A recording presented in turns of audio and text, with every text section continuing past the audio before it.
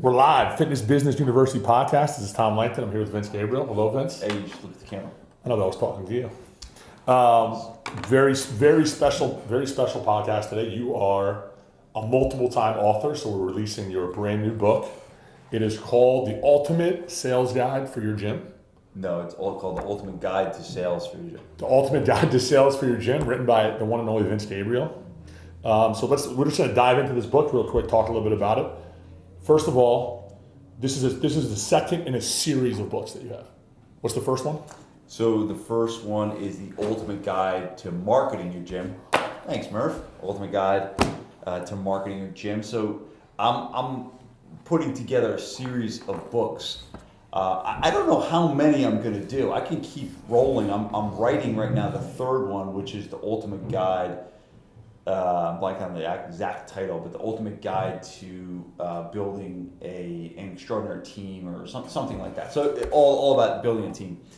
And then I'm definitely going to do one on The Ultimate Guide to Small Group Personal Training, because I know we've had a lot of success there, so I'll do a book there. So I probably got and I'm trying to keep the books all like this length, this around this 110 to 100, because I feel like a lot of guys told me when I gave these out, they said they read it on the plane ride home. And I want this information to be consumable. And I think a small book gets consumed more than a big book, because you look at this and it's not a daunting thing.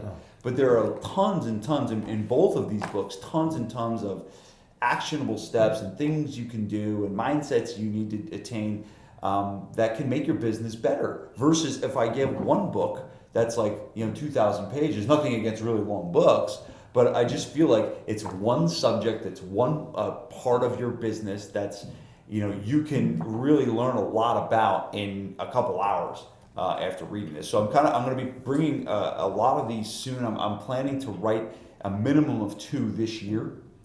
A minimum of 2 in 2019. I really would like to get 3 in. I usually have a goal of 1 per quarter, but I've just been so busy right now with the Surge program and all this other stuff. But so there'll be a lot more of these coming, and it's kind of like, start with what's the biggest problem a lot of gym owners have, right?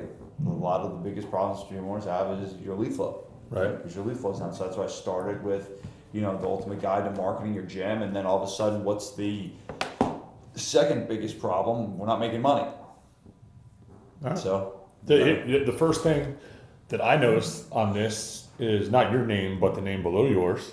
Yes. Which is the forward. So Pat Rigsby, who's very well known in the industry, wrote the forward for your marketing book. Yep. And this one you had Thomas Plummer. Yeah. So number one, how'd you get him to do it? And number two, talk to me about Thomas Plummer. Should everybody listening to this know who Thomas Plummer is? I think so. I mean, so I sat in the audience my first Perform Better seminar back in 2005 or something like that. And I sat in awe of Thomas Plummer when he spoke for the first time. And I was like, I want to own a gym. This is when I was a trainer. And I was like, I want to own a gym. He really inspired me. It was really cool to see him.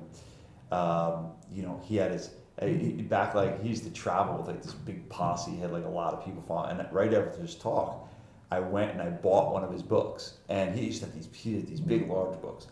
And I actually skipped the next session because I was so fired up, because I was so I was contemplating, starting my own gym. And I forget which one of his books it was. And I'm sitting there reading the book, and he walks by, and he had an entourage of 12 people behind him following. And he walks by and he goes, hey, good choice, big man. And he had no idea who I was. I had no idea who he was. And I over the years, I started going to his seminars more and more. I hired him to do some consulting with me, and we became friends. And I think he saw that we were doing good work, and then I started getting into consulting, and he helped me with that. So he's just been a great mentor to me, a good friend, and it was an honor really that he even read the book. Yeah. Right. That he even actually read the book. And it's funny, the first time he read it, he says this in the thing, he looked at it, and Tom likes long books. So Tom writes really long books. He doesn't like the short books. And he kind of threw it back at me. I was like, you got to make it longer and stuff. And, I kind of, I made some tweaks and, listened to his advice. But he talks about here about how this is, I gave the essentials, right? There's no fluff. I gave the essentials of what a gym owner needs to know about sales in here. And, for him to take the time to write the forward, and it is a really good forward. I mean, I've read a lot of different forwards before, and it was dynamite. It was really humbling to read that from him. So it was cool. That's awesome. Yeah, I mean, so here's the first thing. We say it all the time. One of the best things I do is I play devil's advocate. So when I first saw this and we were trying to figure out, all right, what's the best way we can talk about this? I said, well, why the hell? So if I go to Barnes and Nobles right now, if I go on Amazon and I type in sales, I don't know what the number is, but probably 10,000 or 20,000 books listed, 5-star books about sales strategies and becoming a better salesman and you name it. So the question I asked you is, give me some reasons why anybody listening to this should listen to you about selling for your gym as opposed to just going and buying one of these books of a well-known sales guru or something like that. Right. So you gave me 3 reasons. So let's go through those real quick. The first one, break this down for me. You said that most people get really, really good at leads, but leads don't equal money. So what do you mean by that? Leads don't equal money. Well, before I get into the actual tactics, I do want to kind of say one thing of why, the difference between, a specific sales book written by a gym owner versus just a general one.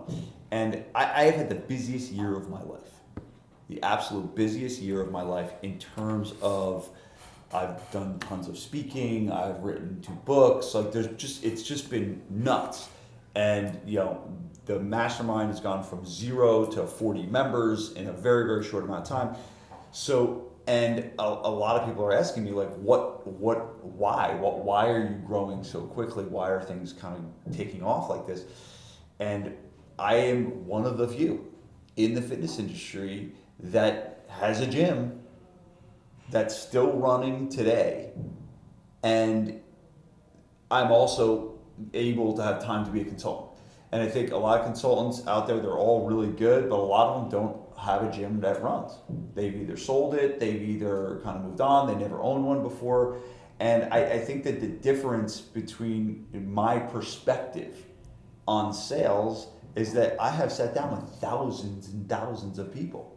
Over my 10 years as a gym owner, I have tried everything under the sun to improve the sales process over the last 10 years. I know everything that a gym owner has gone through. So it's just easier for me to resonate, and I write this book. Every point in this book has a story about something that either happened in my life or something that happened in my gym that can relate to someone to teach the sales process. So it's very, very relatable to a gym. A gym owner will read this and they will shake their head like, yeah, that happened to me too. So, and let me ask you this: is this stuff teachable? Because are you still doing consults? No. Okay, so you've taught that stuff. Because I think a lot of times people will say, I'm not a good salesman. Or, I don't have people on my team that are good salespeople. And that's the reason why they're selling subs. So is it a matter of are you in the camp of like you have to be good or bad, or is this stuff teachable because you've taught it to other people? Oh, it's absolutely teachable, and there's a confidence factor that comes with it too, to really hold a good consultation, to be good on the phone. But a lot of it's just like it's like blocking and tackling. There's basics and some basic things you need to know to turn yourself into a good salesman. And probably the biggest thing is you have to believe in what you do. I mean, that is really the biggest thing. If you don't believe it, they certainly won't buy it. So that is the biggest thing. So going on to what... So let's go back to the first one. The first thing you said that separates it is you said marketing doesn't equal money. Sales don't equal money. So you wrote the marketing book. You said that's usually the biggest issue that most people have. Right. People fix their marketing system, and then all of a sudden they start making money, right? But it doesn't always equate. So I gotta tell the story, and I just I get so it's just I don't even know how this story actually happened, but it's the craziest thing. So I'm at the gas station, and the guy looks at my tires, and he basically says, "You need new tires," and I'm like, "All right," and I was like, "Write me up a quote for the tires," and so he's like, "All right, I'll call you." No email, no nothing. So he calls me, and I didn't pick up, like I never ever pick up the phone. And he leaves me a message, blah, blah, blah, I got your estimate on tires. And, I got a lot going on, right? So I didn't call him back. 2 months later, I'm there with Vanessa, and I'm helping her drop her car off for an oil change. And I see the guy, and I was like, hey, do you still have that estimate for my tires? And he's like, no, I don't have the estimate. He's like, you people ask for these estimates, and then you don't call me back? I threw it in the garbage. like, I'm not lying. That actually was said. Like, here is, like, an estimate is like so far into the sales process. Like, I was in his little office. Like that little quirky thing that you go into. I was standing in there. I asked him for a quote on 4 tires. I threw it in the garbage. Threw it in the garbage. One of the things I go over in the book is the money is in the follow-up. Right. Tom, I have a question for you. Yeah. Have you ever walked into a store or visited a website or gone to Amazon and looked at a product and not bought it on the first time? Yeah, every day. Murph, has that ever happened to you? Of course. Okay. Sometimes people need to ask themselves that question because they get frustrated that, oh, this person called, they didn't buy, or they didn't come in for a consult, and they get frustrated and then they just never follow up with that person again. And it's the most overlooked part of sales. The follow-up is the most so I talk about that a lot in the book, is how to have a good follow-up system. And one of the stories I tell in the book is with Vanessa. So the day I met Vanessa, I remember exactly where I was. I remember the first time I saw her, and I vowed that day. I was like, that girl will be mine at some point. And there was this other guy that was interning with me at the same time, and he had the same thoughts. And he tried really hard, like many times, to ask her out, to go out with her and stuff. She always said no. And he ended up like leaving, and I stayed. And so I started asking Vanessa to go out. And one day I remember I walked by, and I said, "Hey, do you want to go grab sushi tonight?" And she looked at me and she kind of smiled. She's like, "Nah." She's like, "You got to kind of plan that stuff." Like just totally dished me. And I asked her again. She said no. And I asked her out like 5 or 6 times before she eventually went to a Tom Petty concert, and then the rest is history. So I think that's the same thing. It's like you have to follow up. Like if I never asked Vanessa out again, she wouldn't be my wife. So it's the same thing in the lead follow-up process, but people don't think of that as sales. That's the other thing, Tom. They don't think of it as sales. They think of it as admin work. Right. And they say, okay, you answer the phone. You're the one that should field the new incoming business of that, because I'm back here training. And people fail to recognize that is the first line of defense in the sales process. And they say, you got it. And so I talk about that a lot in the book. All right. The other thing is kind of the missing link that you talk about is the consultation. So I think this is something that people do, and most gym owners do to some capacity, or everyone has their own, and everybody we talk to has a different version of it. So why do you think a consultation is so important? Like you make this a highlight of our sales process. Why? So most of the people in this space that are doing either one-on-one training, small group personal training, large group training, they're not selling, a commodity like a $10 gym membership, right? No one has to think really hard about buying a $10 gym membership. They go in and they buy it. They don't need a consult. They can go on the front counter. How much is it? $10. Sign me up. But when you start charging $200 per month, $300 per month, $400 per month, $500 per month, and asking for commitments of 6 months, 12 months, we're talking about $4,000, $5,000, $6,000, $7,000. It's a big investment. That's a massive investment. Yeah. And I don't think people realize that. I don't think people say, come in and, here's the prices. Here's the prices. And I think the consultation is the time to get to know the person. I think they deserve if they're going to invest thousands and thousands of dollars in you, they deserve you to actually ask some questions about them and get to know them and make sure they are a fit. That's another thing too, make sure they're a fit for you. You don't want crazy people. Right. You don't want to let crazy into the gym. So, I mean, I think that that's what it is. I feel like it's a consultation is a good strategy to set up it's a longer term mindset.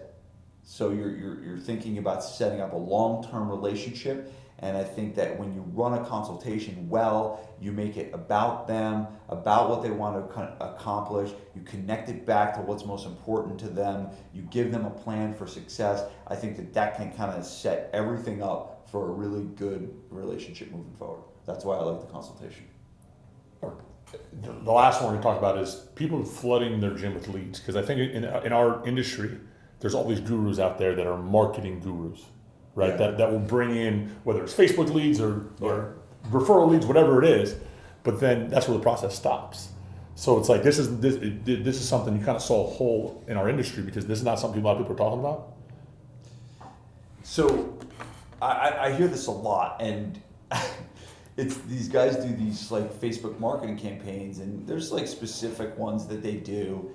And all of a sudden, I got a guy on the phone telling me, he's like, I got 400 leads last week, and I didn't know what to do with any of them. And all these things, all these programs they're doing, they're just overwhelming people because they're putting them in a funnel that they have no process and no system of what happens next. Right. And so it's kind of like what I was talking about earlier: is what's the follow up process, and where do you put them? Do you even know where you're going to put them? What's the desired outcome of when they do email, when they call? Did they buy a trial? Did you sell them to a membership? Are they coming in for a free session? A lot of people don't even have that. They don't even have an offer. Right. They just want to sign them up. Do you want to sign up for my gym? And so I feel like a lot of these people that are participating in these massive lead flows, these 300, 400 leads a week that are usually garbage leads, so it looks good from a numerical standpoint, but I'd love to see the actual close rate. And what you're just giving people is a lot of activity and not a lot of results. So I think that before I would do any of it, I'm not saying that all those programs are wrong or bad. I think if you have the bandwidth and you're set up for that, you're set up to handle that amount of leads, then yeah, go for it. So the setup comes from this book. Yeah. The whole lead follow-up system. And it's funny, this is so fresh in my mind because we talked about it the other day on the Surge. Module 2 in the Surge program is all about lead follow-up and sales. So, but yeah, there's a whole chapter on that in here on how to do it. So how do I get a copy of this? Well, besides, I have this one. How would someone listening get a copy of this book? So I think that what we're going to do is we're going to put a link of a book in the show notes. And all they got to do is put their info in, and they'll get a free download of the book. So it's free. Yeah, it's a free book. Yeah. So here's the thing. My gift to the fitness industry is the ultimate guide.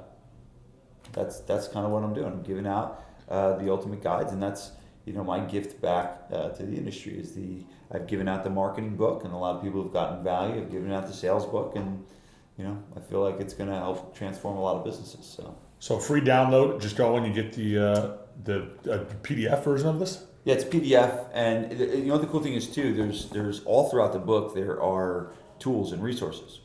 So there's one of them is like how to do a client testimonial, like how to put a client testimonial on the wall. One of them is they're all in like gray boxes, but this one is the script we use.